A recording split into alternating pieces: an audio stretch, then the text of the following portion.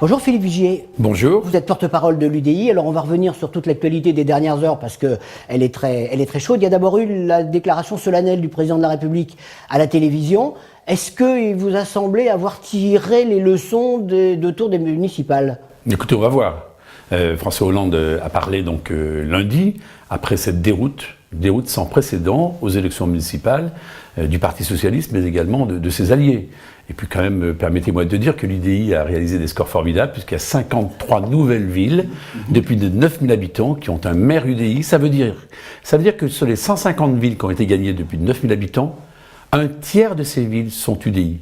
Ça veut dire donc que nous sommes en train de rééquilibrer cette opposition solide, l'UMP, mais l'UDI qui est en train de prendre toute sa place. L'électorat a quand même donné un message à François Hollande. Vous pensez qu'il y a un infléchissement de la politique? C'est pas un infléchissement qu'il faut.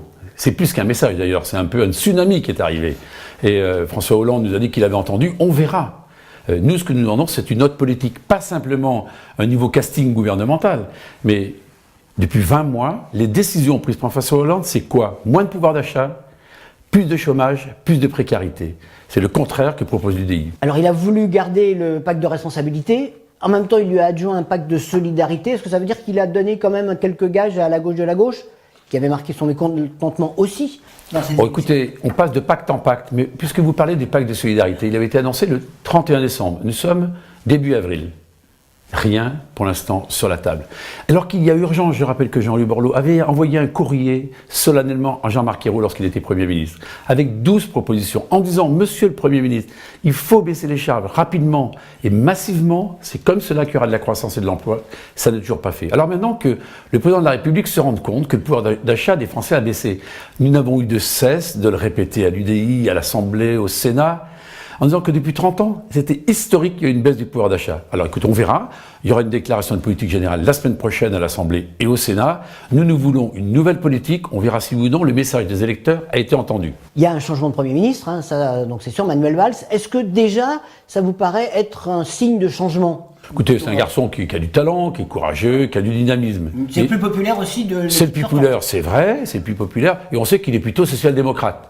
On verra bien si le Manuel Valls qui était favorable à déverrouiller les 35 heures, il sera celui-là. On verra bien si le Manuel Valls qui était favorable à la TVA compétitivité, qui a été mise à mal par le Parti Socialiste, sera celui-là. Ce que je vois déjà, c'est que les Verts ne font pas partie de ce gouvernement, que le Front de gauche est dorénavant dans une opposition délibérée contre le gouvernement. Donc en clair, ce gouvernement de Manuel Valls, à peine est-il composé, d'ailleurs on nous annonce qu'il est de combat, 16 ministres, mais 16 ministres, on pourrait comprendre, c'est un bon gouvernement de combat, avec la parité, certes. Mais la semaine prochaine, on annonce une fournée de secrétaires d'État. Donc si c'est une armée mexicaine à 30 ou 40, ça ne marchera pas. Je termine en disant quand même qu'il y a une double opposition. Opposition par son opposition UMP-UDI, l'UDI, opposition forte, mais constructive, mais une opposition interne très forte, puisque les écologistes ont dit qu'ils ne voteraient probablement pas le pacte de solidarité, ne font pas partie du gouvernement et que le Front de gauche votera contre. Donc vous suspectez quand même d'avoir une marge de manœuvre extrêmement étroite et de ne pas pouvoir mener la politique qu'il souhaiterait? Moi je vais vous dire, je lui souhaite bonne chance.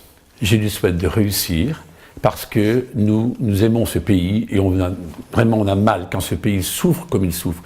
Quand on le regarde de l'Europe, parce que les élections européennes démarrent, dans 6 semaines, ce sera un combat formidable qu'on va conduire avec l'alternative, avec nos amis du Modem. Eh bien, moi, je souhaite que ce pays réussisse. Et donc, on verra bien, mais je ne suis pas persuadé que les premières pierres et les premiers petits cailloux blancs de Manuel Valls aillent dans ce sens-là, quand on sait que pour la composition même du gouvernement, il y a eu des arbitrages. Oui, le casting n'est pas très différent de ce... Pas grand-chose. Il y a l'arrivée de Ségolène Royal. L'arrivée de Ségolène Royal qui est là, on a François Rebsamen qui est rentré, mais sinon beaucoup d'autres sont reconduits. Alors il y a des grands pôles ministériels qui ont été faits, peut-être ces gages d'efficacité. Ce que je souhaite, une fois de plus, bonne chance, mais l'UDI sera là en tant qu'opposition constructive, impitoyable lorsqu'on prendra un mauvais chemin. Les Français ont dit quelque chose très fortement dans les urnes. Occupez-vous de nous. Vous savez, derrière tout cela, c'est la crédibilité des politiques qui est en jeu. C'est l'action publique qui est en jeu. Moi, je pense que le rôle du président de la République, depuis que François Hollande est en place, depuis donc maintenant près de 2 ans, eh bien, ce rôle est mal ressenti par les Français parce qu'il n'incarne pas le premier personnage de l'État comme il aurait dû l'incarner. Il doit être au-dessus de tout cela. Et malheureusement, on voit que François Hollande n'est pas au niveau des attentes que le peuple avait fondées en lui. Pas nous, mais une grande majorité des Français avaient fondé un espoir sur lui. Donc, le pays est en souffrance, le pays est en danger, il est urgent de réagir. Merci Philippe Vigier. Merci.